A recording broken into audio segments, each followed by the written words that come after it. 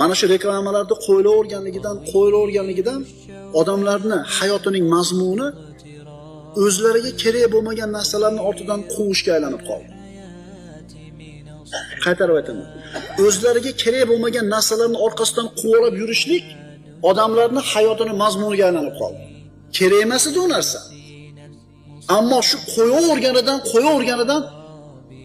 bizni ongimizni ham boshqaryapti. Birodarlar, nima yeyishimiz kerakligini ko'rsatyapti, to'g'rimi? Tishingizni qaysi pastada yuvish kerakligini o'rgatyapti.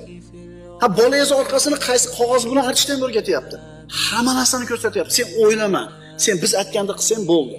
Sen faqat mononi ol, mononi ye, mol savolni berma. Siz bilan bizni ongimizni boshqaryapti bu reklamalar.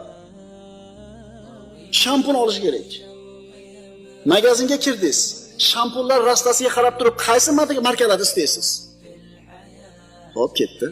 Shunda kirdingiz, zubni pasta olish kerak. Birinchi qaysi brendni istaysiz? Choy rastasiga bordingiz. Birinchi qaysi choy xayolingizga keladi? Sizlarda miyalarga bizni miyamizga quyib qo'yapti. U haligi zambirovani bo'lyapti akalar. To'g'rimi? Yana bo'lib ham ayni dinimizga dushman bo'lgan yahudlarni ishlab chiqarib